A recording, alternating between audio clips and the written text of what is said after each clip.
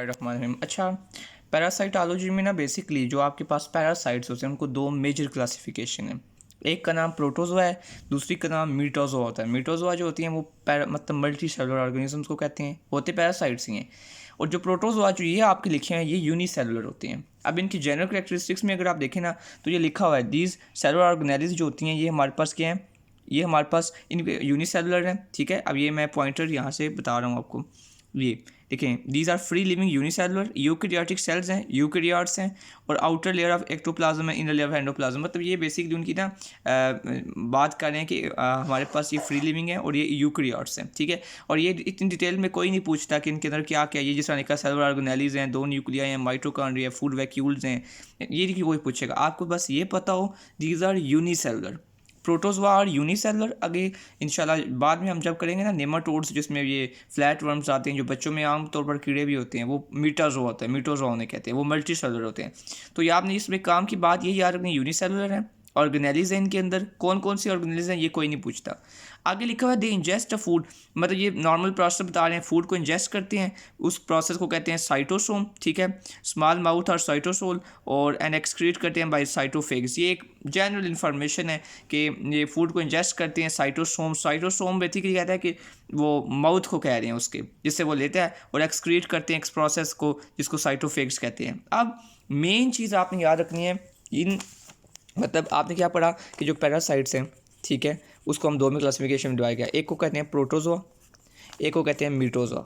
ठीक है, आपकी बुक में भी मीटोजोआ नहीं लिखा हुआ। मीटोजोआ जो होते हैं वो मल्टी सेलुलर होते हैं, प्रोटोजोआ जो होते हैं वो एक सेल से बने होंगे, यूनिसेलुलर। उनमें उसने क्या है जी, कुछ ना कुछ ऑर्गेनाइज पड़ी होंगी, न्यूक्लियाई पड़े होंगे, माइटोकॉन्ड्रिया। अब उसने क्या है, अगर वो फूड को खा रहे हैं तो यहाँ पे माउथ होगा, उसको उसने एक स्पेसिफिक नाम दिया हुआ है साइटोसोम का। ठीक है, और एक्सक्रीट करना है तो उसको उसने साइटोफेग्स का नाम दिया हुआ है। ठीक है, ये तो मेन चीज़ है। अब मेन चीज़ हमारे पास है इसकी कौन कौन सी फार्म्स हमारे पास हैं जो कि कंसर्न है। इसकी दो फार्म्स होती हैं, एक फार्म को इन यूनिसेलुलर की, एक फार्म को कहते हैं सिस्ट और एक को कहते हैं ट्रोफोजाइट्स। अब ये आपने याद रखनी है। ठीक है, सिस्ट जो होती है ना ये एक बंदे से दूसरे बंदे तक, यहाँ एक मतलब कंटिन्यू आप इसको कह सकते हैं ट्रांसमिशन के लिए सिस्ट इन्वॉल्व है। टी आ रहा है ना, तो ये ट्रांसमिशन एक से दूसरे में जाने के लिए।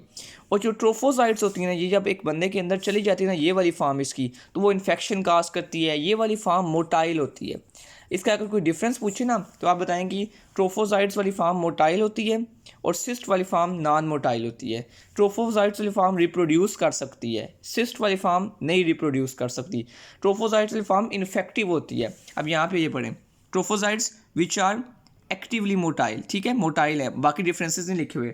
और सिस्ट क्या है, सिस्ट रेस्टिंग स्टेज है और new environment and usually transmitted from host to host. तो एक आपने वन वर्ड में सिस्ट ट्रोफोजाइट्स को क्या याद रखना है, ट्रोफोजाइट्स जो हैं वो क्या है, मोटाइल फॉर्म है, और जो सिस्ट हैं ये क्या है, ये इमोटाइल फॉर्म है और ये ट्रांसमिशन में इन्वॉल्व है। ठीक है, ट्रोफोजाइट्स और सिस्ट में डिफरेंस याद रखना है।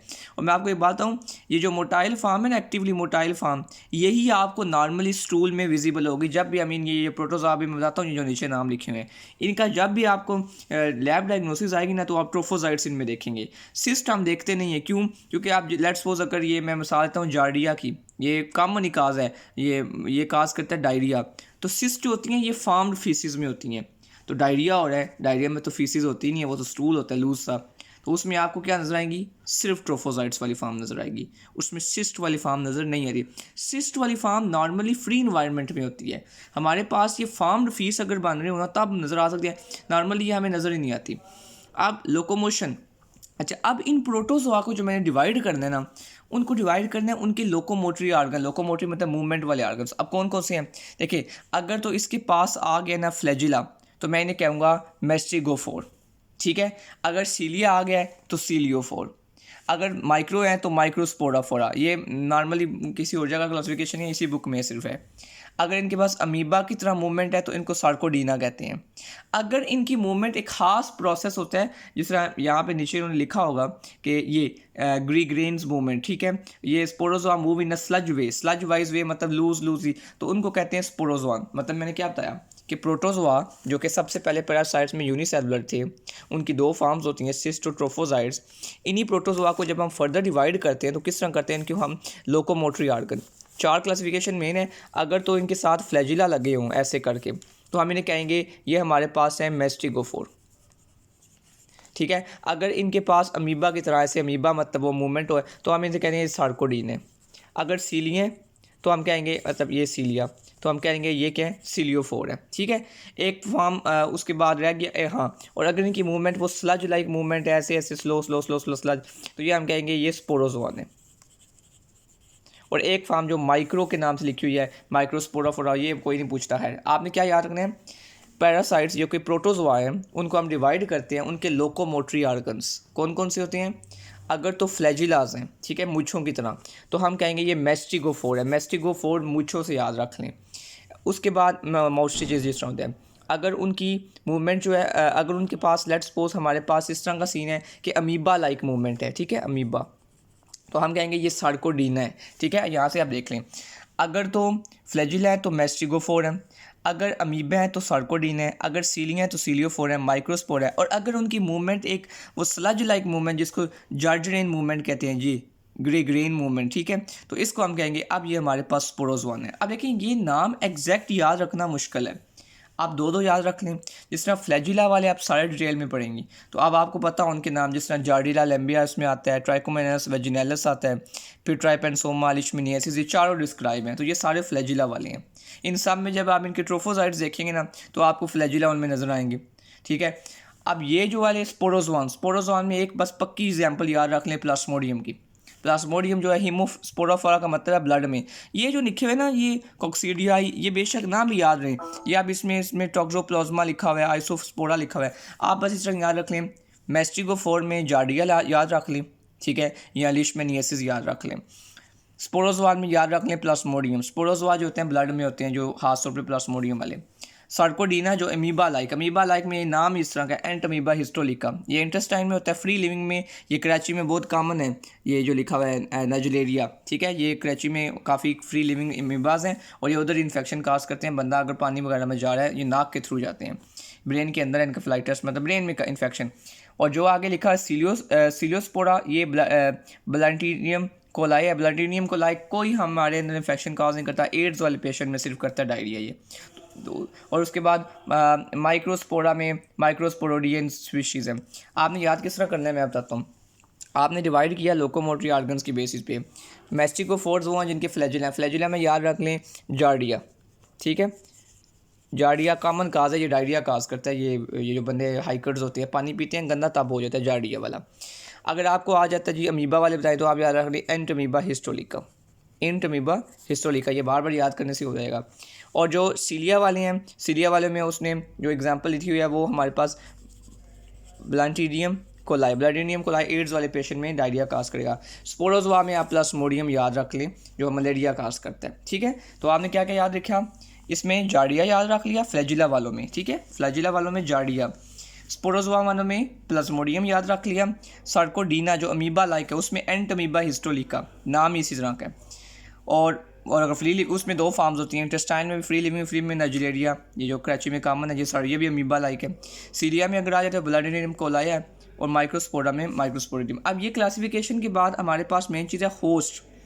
अगर देखें होस्ट तीन तरह के होते हैं, हमारे पास डेफिनेट होस्ट हो सकता है जिसमें उस पैरासाइट्स की अडल्ट फॉर्म हो। देखिए होस्ट जो होता है ना, अब आपके पास इस तरह होस्ट है कि हमारे पास देखें होस्ट जो होते हैं ना वो तीन होते हैं, एक तो डेफिनेटिव होस्ट, एक हमारे पास इंटरमीडिएट, एक हमारे पास रेजरवायर। डेफिनेटिव होस्ट वो होता है जिसमें पैरासाइट्स की, देखिए मैं पहले आपको रिप्रोडक्शन बताता हूँ। रिप्रोडक्शन पैरासाइट्स की दो तरह की होती है, ठीक है, एक हमारे पास होती है सेक्सुअल, ठीक है, ये होती है उसने क्या स्पोरोजोआ सिलियोस्पोर फॉर्म में, ये मतलब गैमीट्स जिनमें बन जाए उसमें सेक्सुअल होगी। अब एग्जैक्ट डिटेल्स नहीं याद रखने की ज़रूरत। और जो ए सेक्सुअल होती है, वो ए सेक्सुअल का मतलब क्या होता है कि आपके पास एक सेल है, एक सेल को दो में डिवाइड करें, इसको बाइनरी फिशन कहते हैं, तो ये ए सेक्सुअल होती है। और ये प्लाज्मोडियम के केस में देखी जाती है, ये जो लिखा हुआ है ना बट अंडर फॉर्म सीनी शिजोगनी, ये प्लाज्मोडियम के केस में पूरा लाइफ साइकिल उसमें आएगा। तो ये तो एक ना बेसिक्स है अभी, तो बेसिक्स में आप ये बस याद रख लें, इसकी सेक्सुअल रिप्रोडक्शन भी हो सकती है कुछ स्पीशीज़ की इनमें से, और कुछ की ए सेक्शुअल है। तो सेक्शुअल वाले में बेसिकली गैमीट्स बन रहे होंगे, बस ये अपना डिटेल में जाने की ज़रूरत नहीं है, ठीक है, जाइगोट्स बनेंगे, गैमीट्स होंगे। और ए सेक्शुअल में हमारे पास क्या होगा, ए सेक्शुअल में एक ही सेल डिवाइड हो रहा है बाइनरी फिजन के थ्रू, ठीक है। अब हम आ जाते हैं इसके होस्ट, ये ज़रूरी है समझना। 3 तरह के होस्ट होते हैं, या डेफिनेटिव, या इंटरमीडिएट, या रिजर्वायर्ड। एग्जांपल आगे आएंगी, ज़्यादा बेहतर समझ लग जाएगा। डेफिनेटिव होस्ट वो होता है जिसमें सेक्सुअल फॉर्म, गैमीट्स वाली फॉर्म जो है ना वो एग्जिस्ट कर रही हो। ये दोबारा मैं बता रहा हूँ, Plasmodium is the best example. उसमें हमारे पास आएगा वो डेफिनेटिव होस्ट, उसमें हमारे पास वो पैरासाइट खुद होता है, ठीक है। तो गैमीट्स जो डेफिनेटिव होस्ट होगा उसमें ऑर्गेनिज्म अडल्ट पैरासाइट्स वाली फॉर्म रीच करती है, तो ये डेफिनेटिव। इंटरमीडिएट होस्ट वो होता है जिसमें उसकी लार्वा वाली फॉर्म, इंटर से याद रख लें लार्वा, ठीक है। कैसे सीन होता है, कोई भी पैरासाइट है वो पहले इमेच्योर होता है, फिर उसका लार्वा बनता है, और लार्वा से वो मतलब फिर मेच्योर हो जाता है। तो जिसमें मेच्योर फॉर्म है ना उसको हमने डेफिनेटिव होस्ट कह दिया, जिसमें लार्वा वाली है उसको इंटरमीडिएट कह दिया। और रेजरवायर क्या है, रेजरवायर वो है भाई, वो सिर्फ और सिर्फ ट्रांसमिशन में रोल प्ले कर रहा है। मतलब समझिए कि जिस तरह पानी घर में बॉटल में पड़ा हुआ है ना, ठीक है, तो ये एक ऐसी चीज़ है जिसमें बस चीज़ पड़ी हुई है, इसका कोई काम कुछ भी नहीं है। तो रेजरवायर ये है कि organism act as a focus of supply to others, मतलब ये उसको अपने पास रख रहे हैं और वहाँ से ट्रांसफ़र कर देंगे। तो ये काफ़ी एग्जांपल्स आगे आएंगी कि जिसमें कुछ ऐसे ऑर्गेनिज्म हैं जो कि खुद रेजरवायर के तौर पर एक्ट कर रहे होते हैं, वहाँ से दूसरे में चला जाता है इन्फेक्शन, जो पैरासाइट होता है। अब हमारे पास इसमें वेक्टर्स आते हैं। वेक्टर्स वो ऑर्गेनिजम्स होते हैं जो ट्रांसमिट करते हैं प्रोटोजोआ को। इसमें 2 तरह के वेक्टर्स होते हैं, मैकेनिकल वेक्टर्स होते हैं और दूसरा हमारे पास बायोलॉजिकल वेक्टर्स। देखें, होस्ट वो चीज़ होती है जिसमें हमारे पास ऑर्गेनिज्म मतलब जो पैरासाइट्स को रख रहा होता है अपने पास, उसे होस्ट कहते हैं। वो 3 तरह के होस्ट होते हैं, जिसमें सेक्सुअल फार्म हो, डेफिनेटिव जिसमें लार्वा फार्म हो, इंटरमीडिएट जो सिर्फ ट्रांसमिशन में रोल प्ले कर रहा हो, मतलब अपने पास रखे और इसको दूसरे में भेज दे, उसको हम कहेंगे ये हमारे पास एक किस्म का ये रेजरवायर है। और ये वेक्टर भी हम कह सकते हैं। वेक्टर्स वो होते हैं जो कि ट्रांसमिट करते हैं प्रोटोजोआ को होस्ट के पास। मतलब इसमें रेजरवायर में सिर्फ प्ले करता है रोल के, मतलब स्टोर करता है। जिस तरह मोटरसाइकिल की वो जो होती है टैंकी, उसके अंदर स्टोर हो रहा होता है तेल, तो वो रेजरवायर के तौर पे है। और वेक्टर वो होगा जो वहाँ से तेल को ट्रांसफ़र कर दे आगे। अब वेक्टर्स 2 तरह के हैं। एक तो मैकेनिकल्स हैं। मैकेनिकल मतलब वो कि ये मैकेनिकली ट्रांसमिट करते हैं पैरासाइट्स को and is not essential for the life cycle. मतलब ये कि बस पैरासाइट्स को लिया और ट्रांसफ़र कर दिया, और ये असेंशियल नहीं है उसके लाइफ साइकिल के। बायोलॉजिकली ये है कि ये सम डेवलपमेंटल, मतलब कुछ ऐसे वेक्टर्स होते हैं जिनमें पैरासाइट्स के लाइफ साइकिल एग्जिस्ट कर रहा होता है। कोई ना कोई फार्म हो सकता है उसके अंदर सेक्शुअल या सेक्शुअल फार्म, कोई ना कोई फार्म। मतलब जैसे मैं आपको मिसाल देता हूँ, ये जो मच्छर होता है, ठीक है, ये जो मलेरिया काज करता है। अब सीन ये होता है, अगर ये ह्यूमन है ना, ठीक है, अब मैं बताता हूँ। तो ये मच्छर क्या करता है, ह्यूमन इसके क्या है, अभी ह्यूमंस में आया, ह्यूमंस में इन्फेक्शन करने के बाद इसी मच्छर की यहाँ पे एक फार्म भी होती है जो कि उसका हम कहते हैं सेक्शुअल फार्म। तो सेक्शुअल फार्म, अब जाहिर सी बात है, एक तो ये मच्छर ट्रांसफ़र भी कर रहा था प्लाज्मोडियम को, मतलब मच्छर ट्रांसफ़र क्या कर रहा है प्लाज्मोडियम पैरासाइट को, प्लाज्मोडियम को। अब देखिए, ये जो मच्छर है ये एक तो प्लाज्मोडियम को ट्रांसफ़र कर रहा है, तो ये क्या बन गया, वेक्टर। ठीक हो गया। तो इसको कौन सा वेक्टर कहेंगे, ऑर्गेनिज्म है ना। और इसके अंदर दूसरी चीज़, इस वेक्टर में लिविंग साइकिल भी इन्वॉल्व है, कोई ना कोई फार्म। मतलब अब इस प्लाज्मोडियम की दोनों तरह से होती है, सेक्शुअल भी और एसेक्शुअल भी। एसेक्शुअल हमारे अंदर होती है, ह्यूमंस के अंदर, ह्यूमंस में। जो सेक्शुअल है वो किस में होती है, पैरासाइट, मतलब मच्छर के अंदर, एनोफिलिस मॉस्किटो जिसे हम कहते हैं। तो अब हम कहेंगे ये जो मच्छर है ये बायोलॉजिकली वेक्टर है, ठीक है, और ये ह्यूमंस तक इन्फेक्ट कर रहा है बेसिकली, ठीक है। तो ये हमारे पास इसको कहते हैं कि ये जो एक फॉर्म है ना प्रॉपर, ठीक है, कि ये जो वेक्टर है इसमें ये बायोलॉजिकल वेक्टर है और ह्यूमंस तक ये ट्रांसफ़र कर रहा है। ह्यूमंस इसमें होस्ट हैं और ह्यूमंस इसमें बेसिकली जो अब इसमें ह्यूमंस में इसकी सेक्शुअल फॉर्म है सच रीच नहीं हो रही, बल्कि एसेक्शुअल होती है। तो इसको हम इंटरमीडिएट डेफिनेट होस्ट के चक्रों में लेके जाते ही नहीं है। बस इसमें मैं आपको बायोलॉजिकली वेक्टर्स समझाना चाह रहा हूँ कि वो वेक्टर्स जो बेसिकली एक तो ट्रांसफ़र करें होस्ट तक, और दूसरा उस वेक्टर के अंदर कोई ना कोई फार्म पैरासाइट की हो सेक्शुअल या एसेक्शुअल में से, तो फिर हम कहेंगे ये क्या है, ये हमारे पास बायोलॉजिकल वेक्टर है। और अगर सिर्फ ये होता कि ये इन्फेक्ट कर रहा होता लेकिन इसके अंदर कोई फार्म ना होती, बस ये मच्छर, ये प्लाज्मोडियम इसके अंदर कहीं पड़ा होता अंदर और कोई उसकी फार्म शाम रीच नहीं, सेक्शुअल एक्शन कुछ भी नहीं हो रहा, तो मैं कहता ये मैकेनिकल है। और होस्ट किस तरह के हैं, 3 तरह के। एक वो होस्ट जिसमें सेक्शुअल फार्म रीच करे, एक वो होस्ट जिसमें इंटरमीडिएट फार्म हो, और एक हो वो होस्ट जो कि रेजरवायर के तौर पर मतलब ट्रांसफ़र करने में focus of supply to the others. तो ये हमारे पास बेसिक्स थी। अब हम इंशाल्लाह आगे जो स्टार्ट करेंगे वो हमारे पास पैरासाइट्स को इंडिविजुअली, जिसमें हम स्टार्ट जो लेंगे वो हमारे पास होंगे ऐसे पैरासाइट्स जो सबसे पहले डायरिया काज करते हैं, इंटेस्टाइन से याद रख लें डायरिया। तो ये मैं इंशाल्लाह आगे बताऊँगा।